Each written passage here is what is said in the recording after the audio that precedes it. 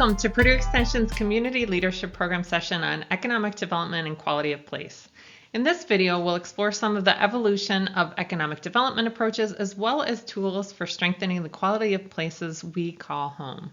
Economic development uses strategies that attract, grow, and create businesses and talent that increase the quality of life in a particular place. This three-legged stool model depicts the key approaches for public investment in economic development: attraction, retention and expansion, and creation. You'll notice that the broader community quality of life is at the top, since that's the goal. The environment surrounding the stool includes the broader context in which these activities take place and how they impact that corner of the world. The concept and practice of economic development is relatively new, with governments beginning to take a more active role in fostering community prosperity in the 1930s. Over the past century, the work of economic development continues to change as our understanding of what makes communities thrive continues to evolve. Let's look at some of the history. During the Industrial Revolution, businesses fueled and controlled economic growth, largely focused on generating profits. With cheap and abundant labor and natural resources, growth was fast and widespread, but not without consequences for workers and communities.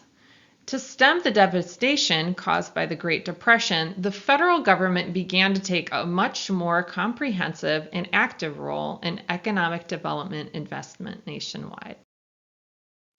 Chasing smokestacks was the predominant focus of a lot of local development efforts from the 1930s through the 1960s, with large public investments into infrastructure to attract large manufacturing operations.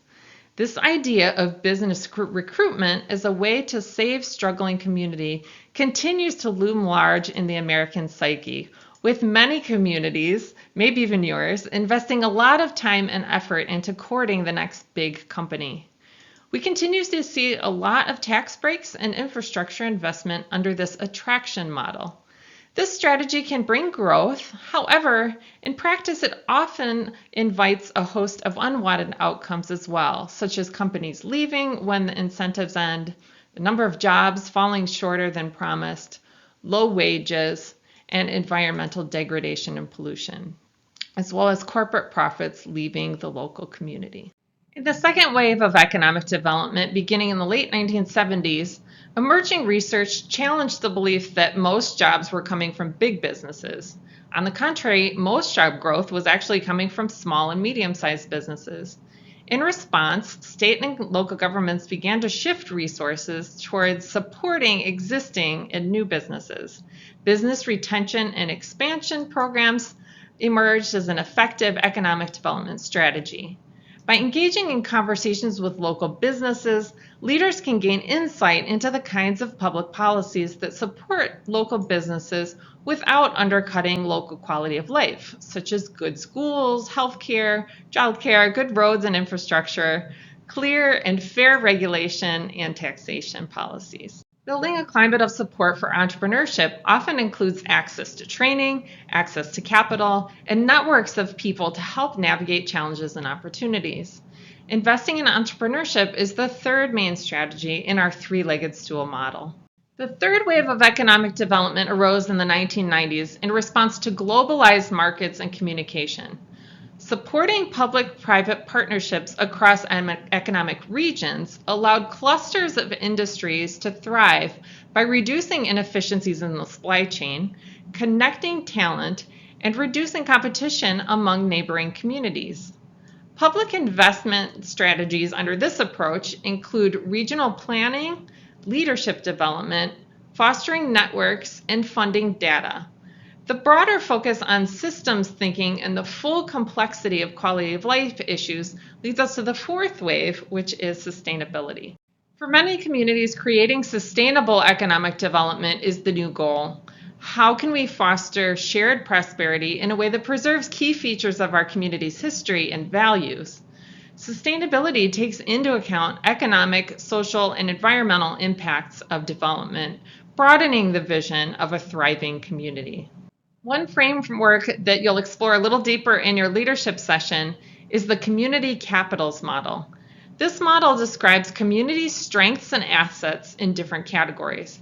An economic development approach using the capitals involves connecting, mobilizing, and expanding community assets to build a brighter future for all. You're probably familiar with the term quality of life, which might describe the overall expectation of how good people's lives are under a shared set of conditions. Quality of place focuses on the characteristics and attributes of a geographical community, such as a town or city, that contributes to its quality of life. Community planning emerged in the 1960s as a collaborative approach among governments, businesses, and residents to set a shared vision for the future of a community and take steps to achieve it.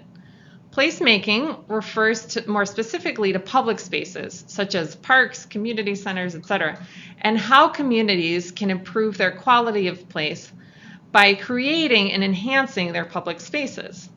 An example of placemaking effort might be a sidewalks and trails ordinance that ensures access between housing developments and public destinations like downtown, schools, and parks. As we gain new understanding of what factors help Indiana communities to grow and thrive, we learn that fostering quality places requires a broader economic development toolbox than we had 100 years ago. Each community has a unique story.